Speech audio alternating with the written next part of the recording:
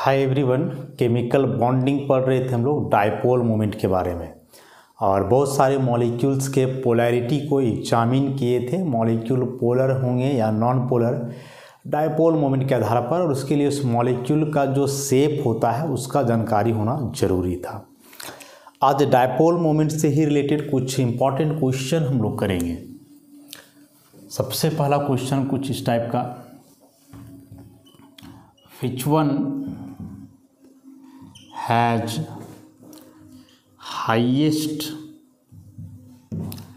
dipole moment?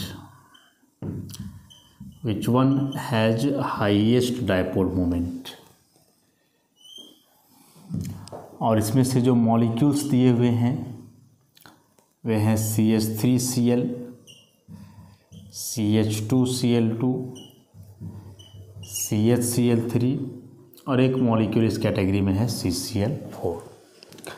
इन चारों molecules के polarity को एग्जामिन करना है, बताना है कि इसमें से डायपोल मोमेंट सबसे अधिक किसका है। तो डायपोल मोमेंट का एग्जैक्ट वैल्यू हम लोग को नहीं पूछा जा रहा है, लेकिन उसको एक्सप्लेन करके हम लोग समझ सकते हैं कि किसका डायपोल मोमेंट यहाँ सबसे अधिक होगा या किसका डायपोल मोमेंट जो है कम होगा। तो फर्स्ट ऑफ ऑल सारे मॉलिक्यूल के शेप को बनाएं। ये सभी टेट्राहेड्रल शेप के होंगे, CCl 3 हाइड्रोजन ऐसा। वैसे CH2Cl2 है तो C इसमें 2 क्लोरीन आ जाएगा और 2 हाइड्रोजन। वैसे यहाँ CHCl3 है, CHCl3 तो कार्बन इस बारी 3 क्लोरीन और 1 हाइड्रोजन, और एक लास्ट इसमें है CCl4 तो कार्बन 4 क्लोरीन ऐसा। ऑल आर टेट्राहेड्रल मॉलिक्यूल्स, सबका शेप यहाँ टेट्राहेड्रल है और रेगुलर शेप है, किसी का कोई डिस्टॉर्शन वगैरह शेप में नहीं है। अब डायपोल वेक्टर की यदि हम लोग बात करें तो यहाँ कार्बन क्लोरीन का बॉन्ड है, कार्बन हाइड्रोजन का बॉन्ड है। तो कार्बन क्लोरीन में हम लोग जानते हैं कि क्लोरीन का जो है सो ज़्यादा इलेक्ट्रोनेगेटिव है, तो वेक्टर आप इसके लिए ऐसा बनाओगे। कार्बन हाइड्रोजन में हाइड्रोजन ज़्यादा है तो इसके लिए वेक्टर ऐसा बनेगा, कार्बन की ओर ऐसा। सब जगह ही करने वाले हम लोग। कार्बन क्लोरीन का वेक्टर क्लोरीन की ओर, कार्बन हाइड्रोजन का हाइड्रोजन है कार्बन की ओर ऐसा। यहाँ भी कार्बन क्लोरीन में क्लोरीन का ज़्यादा है तो क्लोरीन की ओर बनेगा ऐसा है, और ये हाइड्रोजन की ओर, सॉरी कार्बन की ओर। यहाँ भी सब कार्बन क्लोरीन का बॉन्ड है तो सारे वेक्टर क्लोरीन की ओर बनेंगे ऐसा, इस प्रकार से। अब इन वेक्टर्स के अलाइनमेंट अरेंजमेंट के आधार पे आप इजीली पता कर लोगे कि किसका डायपोल मोमेंट सबसे अधिक होने वाला है या किसका डायपोल मोमेंट सबसे कम होने वाला है। तो इस मॉलिक्यूल को देखो CH3Cl को, तो इसमें हम लोग क्या ऑब्जर्व कर पा रहे हैं कि यह जो हाइड्रोजन और कार्बन का जो है वेक्टर कार्बन की ओर, ये तीनों वेक्टर्स और कार्बन क्लोरीन बॉन्ड का वेक्टर, मतलब ये जो 1 2 3 4 वेक्टर हैं, चारों का डायरेक्शन सेम है। देख लो चारों एक ही तरफ है। यहाँ क्या देख रहे हो कि जो 1 2 3 वेक्टर हैं, ये तीनों वेक्टर ऊपर की ओर जा रहे हैं, लेकिन यह जो वेक्टर है वो नीचे की ओर आ रहा है। तो ये तीनों ऊपर की ओर, ये नीचे की ओर, तो कहीं ना कहीं तो यह वैल्यू को सब्ट्रैक्ट करेगा ना, कैंसिल आउट करेगा, वैल्यू को थोड़ा बहुत घटाएगा। वही चीज़ यदि आप यहाँ देखोगे तो यहाँ 2 वेक्टर ऊपर की ओर और 2 वेक्टर नीचे की ओर, तो यहाँ तो वैल्यू और ज़्यादा कैंसिल आउट होगा और ज़्यादा डिक्रीज करेगा। और इसमें यदि देखोगे तो यह एक वेक्टर ऊपर है और तीनों नीचे, तो तीनों का रिजल्टेंट हम लोग देखते हैं तो जस्ट इसके अपोजिट हो जाता है। तो ये वेक्टर्स के अरेंजमेंट के आधार पे यह साफ पता चल रहा है यहाँ से कि कार्बन क्लोरीन और हाइड्रोजन कार्बन का जो वेक्टर इस मॉलिक्यूल में है वे सारे वेक्टर सेम डायरेक्शन में हैं, तो जो ओवरऑल रिजल्टेंट वैल्यू होगा वह ऐड होकर के आएगा, और जब ऐड होकर के आएगा तो इसके लिए वैल्यू काफ़ी बढ़ जाएगा। यहाँ से चूंकि एक का डायरेक्शन थोड़ा अलग हो जा रहा है तो कुछ वैल्यू को डिक्रीज करेगा, इससे कम वैल्यू, इसका उससे भी कम, और इसका तो एकदम कम्प्लीटली जो है सो AB4 टाइप मॉलिक्यूल है तो कैंसिल आउट करके जीरो कर देगा। तो चूंकि इसका डायपोल मोमेंट सबसे ज़्यादा आ रहा है तो जो वैल्यू है इसके लिए डायपोल मोमेंट का वह है 1.87 डिवाई। इस मॉलिक्यूल का डायपोल मोमेंट है 1.59 डिवाई और इसका डायपोल मोमेंट है 1.01 डिवाई, लेकिन इस मॉलिक्यूल का 0 हो जाना है ऐसे। तो सबसे ज़्यादा डायपोल मोमेंट किसका हुआ? CH3Cl का, इससे कम CH2Cl2, उससे कम CH3Cl3 और सबसे कम CCl4। तो इन तीन मॉलिक्यूल्स का डायपोल मोमेंट 0 के बराबर नहीं है, इसका मतलब ये कहलाने वाले हैं polar molecules. These are polar molecules. लेकिन इसका जो है एकदम 0 हो गया तो यह नॉन पोलर हो गया। तो ऐसे किसी भी मॉलिक्यूल का पोलैरिटी चेक करने के लिए जो है आ सकता है। तो सिंपली उसका शेप जानो, वेक्टर बनाओ, वेक्टर का अरेंजमेंट आप देखो और उस वेक्टर के अरेंजमेंट के आधार पे आप प्रिडिक्ट करो कि मॉलिक्यूल जो है नॉन पोलर होगा या फिर पोलर होगा। इसी के जैसा एक क्वेश्चन और हम लोग देखें।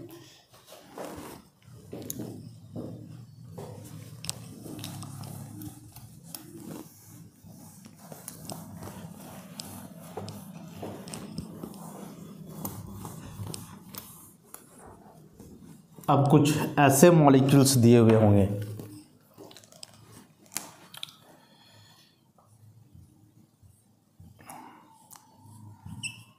ऐसा, दिस इज 1,2 डाइक्लोरोबेंजीन, 1,2 डाइक्लोरोबेंजीन और इस 1,2 को ही हम लोग ऑर्थो भी बोलते हैं, तो इसी को ऑर्थो डाइक्लोरोबेंजीन लिखा जा सकता है। उसी प्रकार से नेक्स्ट मॉलिक्यूल ऐसे लें हम लोग, क्लोरीन, क्लोरीन, तो ये हो जाएगा मेटा डाइक्लोरोबेंजीन, मेटा डाइक्लोरोबेंजीन, ये 1, 2, 3 और मेटा का मतलब यहाँ हो जाना है 1, 3। और उसी प्रकार से एक मॉलिक्यूल और Cl, Cl, this one is पारा डाइक्लोरोबेंजीन, पारा डाइक्लोरोबेंजीन और यहाँ पारा का मतलब हो जाना है 1, 4। तो ये तीन मॉलिक्यूल्स हैं और यहाँ भी हम लोग को पता करना है डायपोल मोमेंट कि किस मॉलिक्यूल का डायपोल मोमेंट जो है सबसे अधिक होगा। तो सब में कार्बन क्लोरीन का बॉन्ड है, तो कार्बन क्लोरीन का बॉन्ड है तो ऑब्वियसली वेक्टर सबका क्लोरीन की तरफ बनने वाला है, ऐसा, इसका भी इधर बनेगा। इसी प्रकार से यहाँ देखो क्लोरीन की तरफ, इसका भी क्लोरीन की तरफ और यहाँ भी क्लोरीन की तरफ और इधर भी क्लोरीन की तरफ, ऐसा। तो यह वेक्टर के अरेंजमेंट के आधार पे जो बात अभी तक हम लोग समझ पा रहे हैं वह कि इन दोनों वेक्टर का डायरेक्शन कहीं ना कहीं सेम ही है। सेम ही मतलब दोनों ऊपर की ओर जा रहा है, ये भी ऊपर की ओर, ये भी ऊपर की ओर, दोनों ऊपर की ओर जा रहा है, दोनों का डायरेक्शन यहाँ से क्या हो जा रहा है? सेम। इसके लिए हम लोग देख रहे हैं तो यह वेक्टर ऊपर की ओर जा रहा है तो यह नीचे की ओर आ रहा है, हालांकि एकदम अपोजिट डायरेक्शन नहीं है लेकिन अलग है। तो डायरेक्शन जब थोड़ा अलग है तो यहाँ से कुछ ना कुछ वैल्यू अब कैंसिल आउट होना शुरू होगा, वैल्यू सब्ट्रैक्ट करेगा। और इसमें तो एकदम अपोजिट है और मैग्नीट्यूड भी सेम ही दिख रहा है क्योंकि कार्बन क्लोरीन बॉन्ड यहाँ भी है, कार्बन क्लोरीन यहाँ भी है, डायरेक्शन बिल्कुल अपोजिट है।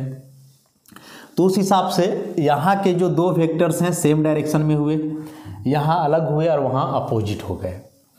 एक तरीका और भी है, आप मान लो कि इस का वैल्यू है μ1 और इस वेक्टर का वैल्यू है μ2, सब केस में वही कर दो। तो जब दो वेक्टर्स जिनका अलग अलग मैग्नीट्यूड हो μ1 μ2 और ऐसे वेक्टर्स के लिए जब आपको रिजल्टेंट वैल्यू निकालना हो तो उसका फॉर्मूला है म्यू रिजल्टेंट इक्वल टू क्या फॉर्मूला, √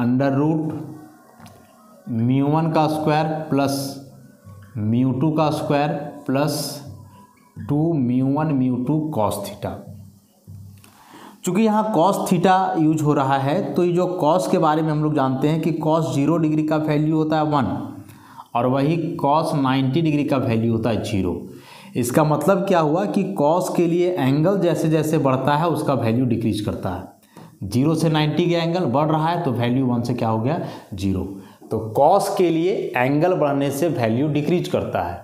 तो यहाँ जो बहुत सारे डायपोल वेक्टर बने हैं यदि उन वेक्टर्स के बीच का एंगल हम लोग फाइंड आउट करें तो बातें सामने आ जाएंगी। तो यहाँ इन दो वेक्टर के बीच का जो एंगल है 60 डिग्री है। यहाँ जो इन दो वेक्टर के बीच का एंगल है ऑब्वियसली 120 डिग्री है, और यहाँ जो इन दो वेक्टर के बीच का एंगल है वह 180 डिग्री है।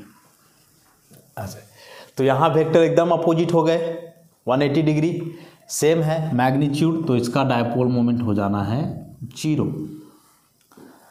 यहाँ 120 और यहाँ 60 है, तो सबसे कम एंगल तो यही हुआ, तो ये दोनों के तुलना में इसका तो ज़्यादा होगा, तो इसका डायपोल मोमेंट होता है 2.54 डिवाई, और इसका डायपोल मोमेंट उससे तो कम ही होगा 1.72 डिवाई।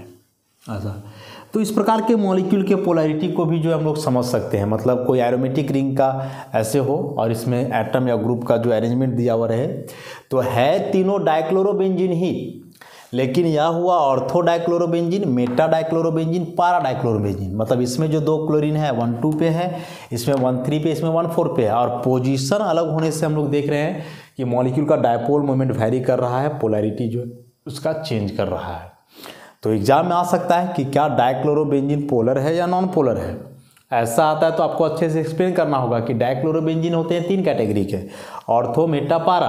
तो ऑर्थो वाले जो है और मेटा वाला ये दोनों पोलर होंगे, लेकिन पारा वाला जो है नॉन पोलर होगा। क्यों नॉन पोलर होगा उसको हम लोग समझे, या फिर ऐसे कि ये तीनों दिए हुए रहेंगे और पूछेगा कि ऑर्थो, मेटा और पारा डाइक्लोरोबेंजीन है, तीनों का डायपोल मोमेंट के वेरिएशन को एक्सप्लेन करो। तो ऐसे ही बना करके अच्छे से आपको एक्सप्लेन करना होगा। तो यहाँ भी जो डायपोल मोमेंट हुआ या इस ऑर्थो डाइक्लोरोबेंजीन का maximum followed by Meta dichlorobenzene and the least value is observed for पारा डाइक्लोरोबेंजीन। ऐसा अब इसी से मिलता जुलता इसी कंसेप्ट के आधार पर एक मॉलिक्यूल हम लोग और यदि समझें यहाँ से सेम कंसेप्ट पे,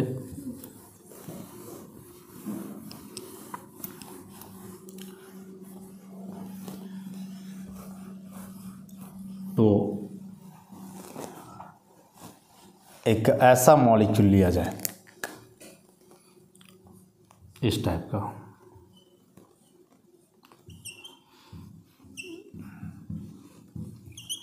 दिस इज क्विनोल,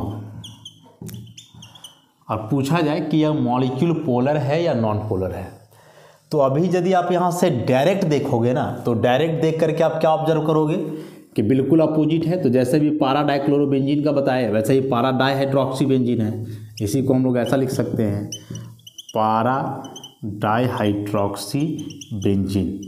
तो यहाँ भी आप वही करोगे कि अपोजिट देखोगे, वेक्टर अपोजिट होगा ही, कार्बन ऑक्सीजन है, कार्बन ऑक्सीजन है, तो कैंसिल आउट करेगा, 0 हो जाएगा। लेकिन यहाँ ऐसे नहीं देखना है, इसको कंप्लीट शेप दो पहले तब। यह जो OH है ना, इसका अरेंजमेंट तो कुछ ऐसा होगा, एंगुलर टाइप का, इस प्रकार से ऐसा, और यहाँ भी जो बनेगा उसका भी कुछ ऐसा ही हो जाएगा, ऐसा इस तरीके से।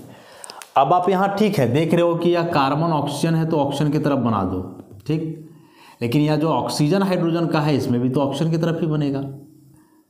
अब इन दोनों का क्या हम लोग देख रहे हैं, रिजल्टेंट इस तरफ जा रहा है ना, और साथ ही साथ यहाँ यह जो लोन पेयर का वेक्टर है वो भी तो ऐसा ही बनेगा। तो इन दोनों और इन दोनों का रिजल्टेंट देखोगे तो इधर आ जाएगा ऐसा। तो इन चारों वेक्टर्स का रिजल्टेंट यहाँ से हम लोग को लेना था, और रिजल्टेंट निकाल करके देख रहे हैं कि क्या हो रहा है, सेम डायरेक्शन में आ रहा है। उसी प्रकार से यहाँ ले लो, तो उसी प्रकार से जब आप यहाँ लोगे तो कार्बन ऑक्सीजन में फिर इधर ऑक्सीजन की तरफ बनेगा ऐसा, इधर भी ऑक्सीजन की तरफ बनेगा ऑक्सीजन की तरफ, और ये सब लोन पेयर की तरफ। तो यहाँ पे देखो 1 2 3 4 ये चारों वेक्टर देख रहे हो लाइक दिस। अब इन चारों का रिजल्टेंट और इसका रिजल्टेंट, इन दोनों को देखो, क्या ये दोनों बिल्कुल अपोजिट डायरेक्शन में है? नहीं है, दोनों तो एक ही तरफ जा रहे हैं। इसका मतलब इस मॉलिक्यूल का जो रिजल्टेंट डायपोल मोमेंट होगा वह 0 नहीं होगा, और होगा भी तो एक एप्रिसिएबल एक्सटेंट में होगा, ज़्यादा होगा, क्योंकि डायरेक्शन कहीं ना कहीं सेम ही जा रहा है। तो dipole moment not equal to 0 and the molecule will be polar. तो ऐसे कोई इनऑर्गेनिक मॉलिक्यूल हो या कोई ऑर्गेनिक मॉलिक्यूल इस टाइप का दिया हुआ हो और डायपोल मोमेंट पूछे, तो डायरेक्ट आप उसके शेप पे जाओ, एटम और ग्रुप के अरेंजमेंट पे जाओ, अरेंजमेंट पे जाने के बाद ऐसे वेक्टर ड्रॉ करो और फिर वेक्टर का अलाइनमेंट देख लो कि क्या है कि नहीं है। तो वहाँ से आप इजीली जो है कंक्लूड कर पाओगे कि मॉलिक्यूल पोलर होगा या नॉन पोलर होगा। तो इस तरह से यह जो डायपोल मोमेंट का टॉपिक था यहाँ पूरी तरह से समाप्त होता है। कई क्वेश्चंस इसमें देखे हमने, कई कंसेप्ट भी सामने आए और काफ़ी इम्पॉर्टेंट रहा। तो अच्छे से इस टॉपिक को डील करना है। अब डायपोल मोमेंट ख़त्म होते ही कोवेलेंट बॉन्ड समाप्त होता है। अभी तक इस चैप्टर में टोटल 43 नंबर वीडियो लेक्चर तक पहुँचे हम लोग। 2 बॉन्ड पढ़े हैं, आयनिक बॉन्ड पढ़े और फिर यह कोवेलेंट बॉन्ड पढ़े। और कोवेलेंट बॉन्ड ही समझो बॉन्डिंग का मेन थीम है। आगे आप ऑर्गेनिक केमिस्ट्री पढ़ोगे तो वहाँ भी मैक्स यही चीज़ आने वाला है, क्योंकि ऑर्गेनिक मॉलिक्यूल्स में कोवेलेंट बॉन्ड ही होता है। तो इस कोवेलेंट बॉन्डिंग के कंसेप्ट को अच्छे से समझना ही होगा, तो आप आगे कंसेप्ट क्लियर कर पाओगे। और इस चैप्टर का बताया कि हर एक टॉपिक जो है वह रिपीटेड है, आगे रिपीट होगा हर एक टॉपिक। अब यही डायपोल मोमेंट तो आगे फिजिकल हो, ऑर्गेनिक हो, इनऑर्गेनिक हो, सारे में रिपीट करने वाले हैं। तो कंसेप्ट को अभी ही आप अच्छे से करके रखो तो आगे उतना ज़्यादा समस्या नहीं आने वाला है। तो कोवेलेंट बॉन्ड समाप्त होने के बाद अब इसमें हम लोग एक स्पेशल टाइप का बॉन्ड देखने वाले हैं, कोऑर्डिनेट बॉन्ड। कोऑर्डिनेट बॉन्ड, अच्छा कोऑर्डिनेट बॉन्ड के बारे में थोड़ा बहुत डिस्कशन जो है ऑलरेडी हम लोग कर चुके हैं। इसी कोऑर्डिनेट बॉन्ड को हम लोग एक दूसरे नाम से भी जानते हैं और वह दूसरा नाम इसका है डेटिव बॉन्ड। दूसरा नाम इसका क्या है? डेटिव बॉन्ड है। क्या कोऑर्डिनेट बॉन्ड? तो यह एक स्पेशल टाइप का बॉन्ड है, यह special type of bond, special type of bond in which the shared pair electrons या फिर इसी को हम लोग बोले bonding electrons are given by only one atom and the other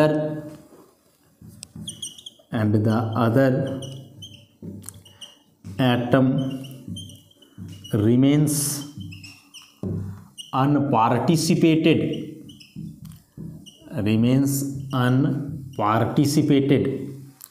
through electrons,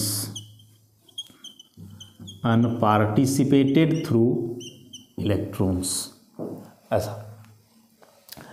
क्या इसका मतलब हुआ? अभी तक जो कोवेलेंट बॉन्ड में हम लोग पढ़ते आ रहे हैं कि यदि 2 एटम्स हैं ए और बी और दोनों आपस में कोवेलेंट बॉन्ड बनाना चाह रहे हैं तो दोनों के बीच इलेक्ट्रॉनों का म्यूचुअल शेयरिंग होगा कि एक इलेक्ट्रॉन यदि ए लगाएगा तो एक ही इलेक्ट्रॉन बी लगाएगा और ऐसे इलेक्ट्रॉन शेयर करेंगे और बीच में एक नॉर्मल कोवेलेंट बॉन्ड बनेगा ऐसे, जिसमें 2 इलेक्ट्रॉन्स होंगे, एक ए का और दूसरा बी का। तो ऐसे बॉन्ड को हम लोग बोलते थे कोवेलेंट बॉन्ड। कोऑर्डिनेट बॉन्ड में क्या होगा कि यह जो 2 इलेक्ट्रॉन है शेयर्ड पेयर का, यह दोनों एटम के द्वारा मिल करके नहीं लगाया जाएगा। इसमें बॉन्ड पेयर के जो दोनों इलेक्ट्रॉन्स होते हैं वह एक ही एटम के द्वारा दिया जाता है। जैसे फिर से ए और बी है तो अब क्या होगा कि यहाँ जो 2 का 2 इलेक्ट्रॉन है वह दोनों इलेक्ट्रॉन ए का रहेगा, बी का इलेक्ट्रॉन नहीं होगा। और अब फिर यहाँ ऐसे शेयरिंग करके दिखाते हैं हम लोग, तो यहाँ बॉन्ड बनेगा। चूँकि इस बारी जो यहाँ बॉन्ड बन रहा है इसमें दोनों इलेक्ट्रॉन एक ही एटम का है, दूसरा एटम के पास इलेक्ट्रॉन नहीं है, वह इलेक्ट्रॉन यहाँ नहीं लगा पाया है, अनपार्टिसिपेटेड है थ्रू इलेक्ट्रॉन। तो इस केस में जो एटम दोनों इलेक्ट्रॉन देता है ना, ऐसे एटम को हम लोग बोलते हैं डोनर एटम, डोनर। और जो इलेक्ट्रॉन नहीं लगा पाता है उसको बोला जाता है एक्सेप्टर। तो यहाँ क्या होता है कि डोनर इलेक्ट्रॉन पेयर देता है एक्सेप्टर की ओर, या यूँ बोलो उसको देता नहीं है, मतलब वहाँ बीच में शेयरिंग होता है। तो यहाँ क्या करते हैं कि इस कोऑर्डिनेट बॉन्ड का फॉर्मेशन के लिए हम लोग ऐसा एक एरो का इस्तेमाल करते हैं और यह एरो यहाँ कोऑर्डिनेट बॉन्ड को डिपिक्ट कर रहा है। और यह कोऑर्डिनेट बॉन्ड जो है मतलब एरो वो हमेशा डोनर टू एक्सेप्टर होगा, याद रखोगे। एक कोऑर्डिनेट बॉन्ड का जो अलाइनमेंट होता है वह हमेशा क्या होता है? डोनर टू एक्सेप्टर होता है। समझे इस बात को? तो जब किसी बॉन्ड का फॉर्मेशन के लिए जो बॉन्ड बनने में दो इलेक्ट्रॉन्स लग रहे हैं, वे दोनों इलेक्ट्रॉन एक ही एटम के द्वारा दिए जाएं, दूसरा एटम इलेक्ट्रॉन नहीं दे पाए, इलेक्ट्रॉन के थ्रू अनपार्टिसिपेटेड रहे, तो यहाँ जो है फॉर्मेशन होता है कोऑर्डिनेट बॉन्ड का, जो कि एक स्पेशल टाइप का कोवलेंट बॉन्ड ही है। यह एक स्पेशल टाइप का कोवलेंट बॉन्ड ही है। अब बोलोगे ऐसा क्यों, दूसरा एटम इलेक्ट्रॉन क्यों नहीं लगा पा रहा है? तो ऐसा नहीं है कि शौक से नहीं लगा पा रहा है, उसके पास इलेक्ट्रॉन होगा ही नहीं, या तो इलेक्ट्रॉन डेफिशिएंट साइट होगा या तो पॉजिटिव चार्ज होगा, मतलब ओवरऑल यह एक इलेक्ट्रॉन डेफिशिएंट स्पीसीज होगा और यह इलेक्ट्रॉन रिच स्पीसीज होगा। तो इस केस में हम लोग ऐसे भी समझते हैं कि जो इलेक्ट्रॉन रिच स्पीसीज है, जिसके पास इलेक्ट्रॉन ज़्यादा होता है, जो दोनों इलेक्ट्रॉन दे सकता है, मतलब पेयर ऑफ इलेक्ट्रॉन दे सकता है, ऐसे स्पीसीज को हम लोग लेविस बेस के नाम से भी जानते हैं। ऐसे स्पीसीज को हम लोग लेविस बेस के नाम से भी जानते हैं। और जो दोनों इलेक्ट्रॉन एक्सेप्ट करता है, हालांकि एक्सेप्ट नहीं कर रहा है, बीच में तो बॉन्ड बन रहा है, लेकिन इसको लेविस एसिड बोल सकते हैं। तो electron pair donor is called Lewis base and electron pair acceptor is called Lewis acid. इसका मतलब हुआ कि एक कोऑर्डिनेट बॉन्ड बनता है लेविस बेस और लेविस एसिड के बीच, और जो डायरेक्शन होता है उसका Lewis base to Lewis acid. अब मॉडर्न कंसेप्ट में यदि आओगे तो जैसे अभी हम लोग पढ़े पीछे कि एक आयनिक बॉन्ड जो है वह पोलर नेचर का है, आयनों के बीच बनता है। कोवलेंट बॉन्ड में बी पोलर और नॉन पोलर, कोवलेंट बॉन्ड में बी पोलर और नॉन पोलर, या पोलर भी हो सकता है नॉन पोलर भी हो सकता है। क्या केस है उसके लिए हम लोग ऑलरेडी पीछे देख चुके हैं, दोनों हो सकता है, पोलर भी और नॉन पोलर भी हो सकता है। तो इसके लिए जब हम लोग आगे बढ़ेंगे अब, तो मॉडर्न कंसेप्ट क्या बोलता है कि यदि ए कोई डोनर है और बी कोई एक्सेप्टर है, if A is a donor and B is an acceptor, तो फर्स्ट ऑफ ऑल क्या होता है कि डोनर और एक्सेप्टर के बीच एक इलेक्ट्रॉन का ट्रांसफर होता है। ऐसे जो डोनर है वह अपना एक इलेक्ट्रॉन एक्सेप्टर की ओर देगा, और जब एक इलेक्ट्रॉन एक्सेप्टर की ओर देगा तो या डोनर पे आ जाएगा एक पॉजिटिव चार्ज, एक इलेक्ट्रॉन बचा पॉजिटिव चार्ज, बी के पास एक इलेक्ट्रॉन आ जाएगा, लेकिन बी का या इलेक्ट्रॉन तो दूसरे का आया है, तो इसके लिए यहाँ नेगेटिव आ जाएगा। मतलब यहाँ से अब आयनिक स्पीसीज का फॉर्मेशन हुआ, इलेक्ट्रॉन का ट्रांसफर हुआ। इस जगह पे क्या हो रहा है, transfer of electron, transfer of electron ऐसे। तो जब डोनर और एक्सेप्टर के बीच इलेक्ट्रॉन का ट्रांसफर होता है तो डोनर बदलेगा ऐसे केटायन में, एक्सेप्टर बदलेगा एनायन में, इलेक्ट्रॉन का ट्रांसफर होकर के। अब क्या देख रहे हैं हम लोग कि दोनों के पास एक एक इलेक्ट्रॉन आ गया, भले ही बी के पास जो इलेक्ट्रॉन हुआ एक का ही है, लेकिन अब क्या होगा कि यहां दोनों के बीच शेयर होगा ऐसा, इस प्रकार से। और अब यहां जाकर के जो है एक बॉन्ड बनेगा जिसको हम लोग बोलेंगे कोऑर्डिनेट बॉन्ड। तो इस जगह पे क्या हुआ, शेयरिंग ऑफ इलेक्ट्रॉन हुआ, इस जगह पे शेयरिंग ऑफ इलेक्ट्रॉन हुआ। और यह जो कंबाइंड प्रोसेस है, transfer of electron and sharing of electron, इन दोनों का रिजल्टेंट हुआ यहाँ कोवलेंट बॉन्ड का कोऑर्डिनेट बॉन्ड का फॉर्मेशन, जिसको डेटिव बॉन्ड भी हम लोग बोल रहे हैं ऐसा। तो एक डेटिव बॉन्ड को हम लोग जो है ना कंबाइंड फॉर्म बोलते हैं, किसका, आयनिक और कोवलेंट का। क्योंकि प्लस माइनस चार्ज है, केटायन एनायन है, तो यहाँ इलेक्ट्रोस्टैटिक फोर्स भी ऑपरेट होगा जो आयनिक बॉन्ड कहलाता है, और दोनों के पास एक एक इलेक्ट्रॉन लेकर के शेयरिंग हो रहा है, तो यहाँ कोवलेंट बॉन्ड भी बनेगा। तो कोवलेंट और आयनिक दोनों बन रहा है, और दोनों का कंबाइंड जब हो तो उसी को हम लोग बोलते हैं कोऑर्डिनेट और डेटिव बॉन्ड बोलते हैं। हालांकि यह ना तो प्योर कोवलेंट हुआ ना तो प्योर आयनिक हुआ, इसलिए इसका स्ट्रेंथ जो है वेरिएबल होगा। आयनिक बॉन्ड के जैसा बहुत मजबूत भी नहीं होने वाला है, क्योंकि वह प्योर आयनिक होता था, यहाँ आयनिक कोवलेंट जो है मिला हुआ है इस केस में।